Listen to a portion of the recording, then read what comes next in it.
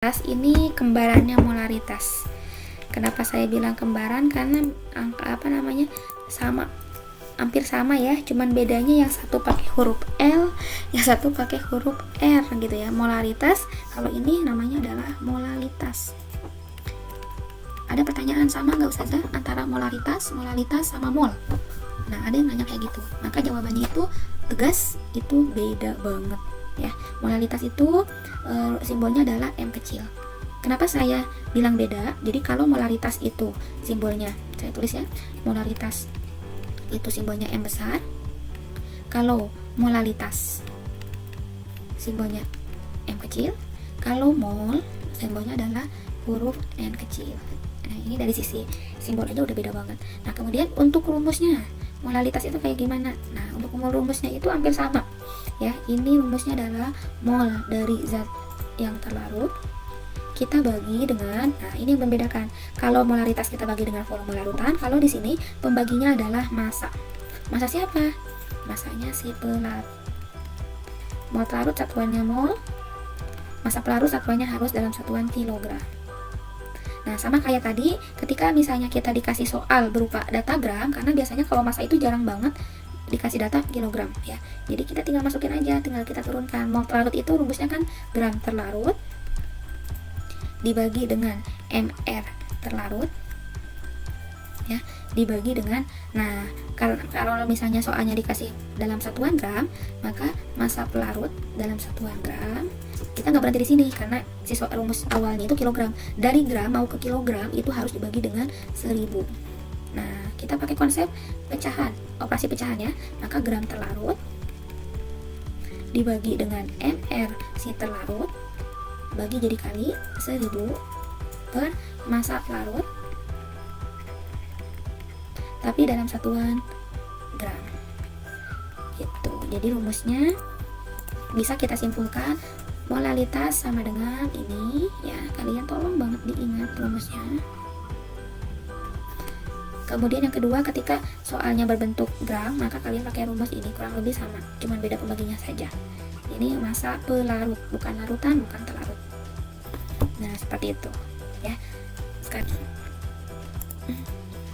Sekarang contoh soal yang membahas kemolalan. Berapakah kemolalan larutan yang dibuat dengan mencampurkan 6 gram urea ke dalam 200 ml air? Nah, kalau kita ilustrasikan sama kayak tadi ya, ceritanya kita punya 200, nah ini udah ada nih, airnya itu ada sebanyak 200 ml. Di satu sisi kita punya urea. Nah, ureanya itu sebanyak 6 gram.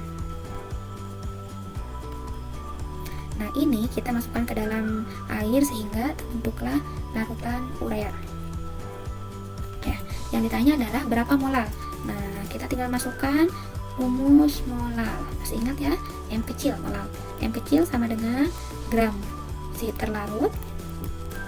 Ya. Kita pakai yang 1000 aja ya. Dibagi dengan mr si terlarut dikali dengan 1000 per, nah ini adalah massa pelarut ya, saya tulisnya gram pelarut biar lebih simpel. Nah, gram pelarutnya, yang terlarut adalah urea, sehingga gram pelarutnya 6 gram mr urea. Oke, mr urea. Di sini nggak tahu ya airnya. Jadi ARC itu 12 ya, C12, O itu 16, N itu 14, H itu sama dengan 1. Ketika kita punya urea, CONH22 kali, C nya ada 1, berarti 12 ditambah oksigennya ada 1, 16 ditambah, nah sekarang N nya, N di sini 1, tapi kalian lihat di setelah tanda kurung ada 2, berarti 1 dikali 2, N nya ada 2, 2 dikali 14, 28. Nah, sekarang itu hanya di dalam kurung itu ada 2, tapi di luar kurung ada 2, berarti 2 dikali 2 ada 4 ya, 4 dikali, karena air H itu 1 maka 4. Nah, ketika kita jumlahkan, maka hasilnya adalah 60. Maka tinggal 6 gram per 60 dikali 1000. Nah, dibagi berapa? Gram pelarut. Pelarut di sini adalah air. Nah, kalian lihat air di sini baru punya data volume, sedangkan kita butuh data massa.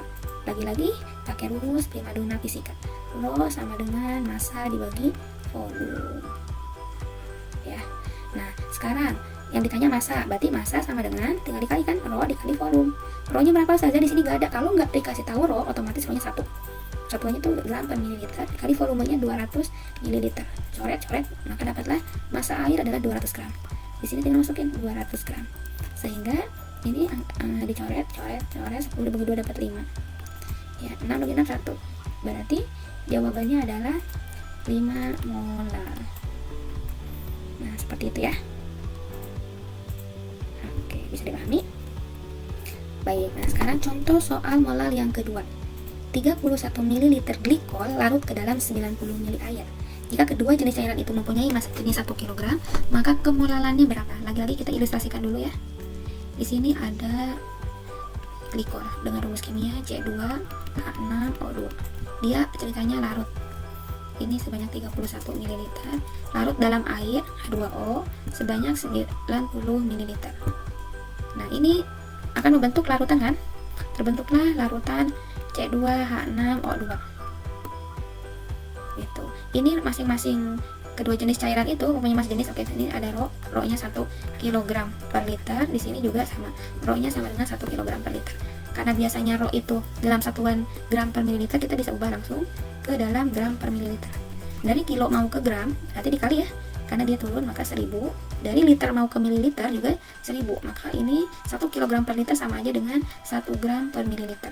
Ini pun sama aja dengan 1 gram per mililiter. Nah, yang ditanya adalah berapa molar? Molar kan?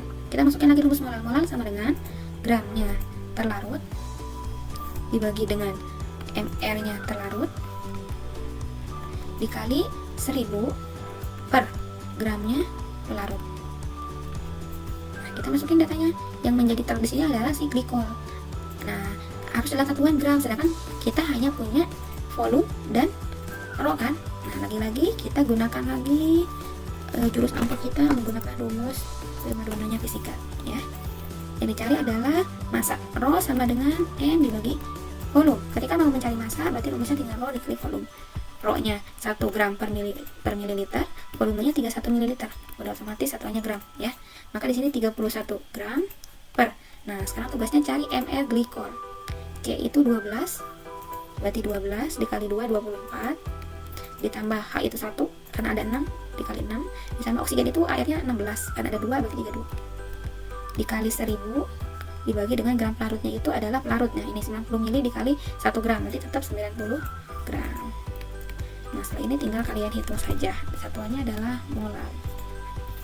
Nah, seperti itu. Jadi, lagi-lagi yang harus kalian kuasain adalah rumus dasarnya apa. Kemudian jangan lupa libatkan rumus primadonanya fisika. Itu sering banget terlibat dia itu. Ya.